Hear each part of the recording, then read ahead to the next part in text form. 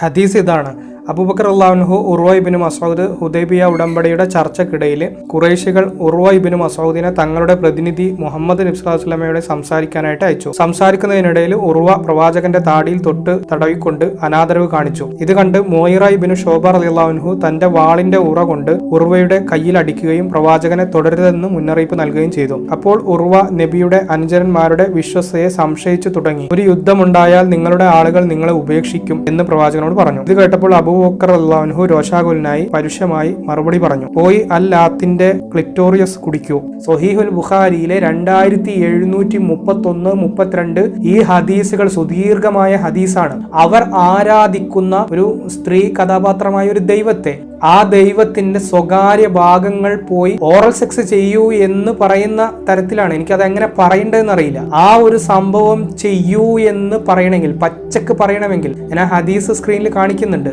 ആ ഹദീസ് നിങ്ങൾ സ്ക്രീൻഷോട്ട് എടുത്തിട്ട് ട്രാൻസ്ലേഷൻ ചെയ്ത് നോക്കൂ. ഗൂഗിൾ ട്രാൻസ്ലേഷനിൽ അറബി നിങ്ങൾ ട്രാൻസ്ലേഷൻ ചെയ്ത് നോക്കൂ. ഇത്രയും പച്ചക്ക് പച്ചത്തെറി വിളിക്കുന്ന ഒരു ഹദീസ് നിങ്ങളൊന്ന് ആലോചിച്ച് നോക്കുക. അതും ആരുടെ പേരിൽ, ആര് വിളിച്ചു എന്നാ പറയുന്നത്? അബൂബക്കർ സിദ്ദീഖ് റളിയല്ലാഹു അൻഹു വിളിച്ചു എന്ന്. ആരുടെ സാന്നിധ്യത്തിലാണ് വിളിക്കുന്നത്? അഷ്റഫുൽ ഖൽഖ് റസൂലുള്ളാഹി സ്വല്ലല്ലാഹു അലൈഹി വസല്ലമയുടെ സാന്നിധ്യത്തിൽ. ഉർവയോട് പറയുന്ന ആ വൃത്തികെട്ട വാക്കിന്റെ അറബിക് ടെക്സ്റ്റ് കേൾക്കണോ നിങ്ങൾക്ക്?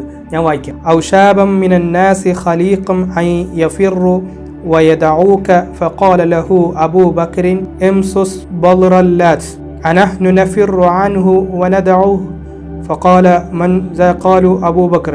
അങ്ങനെ ഹദീസ് നീണ്ടുപോവാണ്. എന്താണ് ആ വാക്ക്? ഫഖാല ലഹു അബൂ ബക്രിൻ ഇംസുസ് ബൽറല്ലാത്ത്, ലാത്തയുടെ ഡാഷ് ഡാഷ് ഡാഷ്. പ്രിയപ്പെട്ട ഉസ്താദുമാരെ, മൗലവിമാരെ, നിങ്ങളുടെ അഹ്ലുസുന്നത്തി വൽ ജമാഅത്തിന്റെ ചരിത്ര ഗ്രന്ഥങ്ങളിലും സ്വഹീഹായ ഹദീസ് ഗ്രന്ഥങ്ങളിലും ഇസ്ലാമിസ്റ്റുകളായിട്ടുള്ള പണ്ഡിത പുരോഹിതന്മാർ എഴുതിയ മറ്റ് കിതാബുകളിലും അവരുടെ പ്രഭാഷണങ്ങളിലും ഒക്കെയുള്ള ഇത്തരം മനുഷ്യത്വ വിരുദ്ധമായ, ധാർമ്മികത തൊട്ട് തീണ്ടിയിട്ടില്ലാത്ത ഇത്തരം കാര്യങ്ങളൊക്കെ മൂടി വെച്ചുകൊണ്ട് താടി ഒഴിഞ്ഞ് പാവപ്പെട്ട വിശ്വാസികളെ പറ്റിച്ച് ഒന്നും അറിയാത്തവനെ പോലെ സുഖലോലുപതയിൽ ജീവിക്കുകയല്ലേ നിങ്ങൾ ചെയ്യുന്നത്? ദൈവത്തെയും മതത്തെയൊക്കെ അതിന് കരുവാക്കിക്കൊണ്ട് ജീവിക്കുകയല്ലേ ചെയ്യുന്നത്? നിങ്ങളിൽ എത്ര പേർക്ക് ദൈവത്തിൽ ആത്മാർത്ഥമായ വിശ്വാസമുണ്ട്? എനിക്ക് അനുഭവമുണ്ട്. ഇന്ന് കേരളത്തിൽ അറിയപ്പെടുന്ന ഒരുപാട് പണ്ഡിതന്മാർ ദൈവത്തെ ഒരൽപ്പം പോലും മാനിക്കുന്നില്ല എന്ന്. പല പണ്ഡിതന്മാരുടെയും പ്രവർത്തനങ്ങൾ കണ്ടിട്ട് ഇവരൊക്കെ ദൈവനിഷേധികളാണോ എന്ന് എനിക്ക് പലപ്പോഴും തോന്നിയിട്ടുണ്ട്.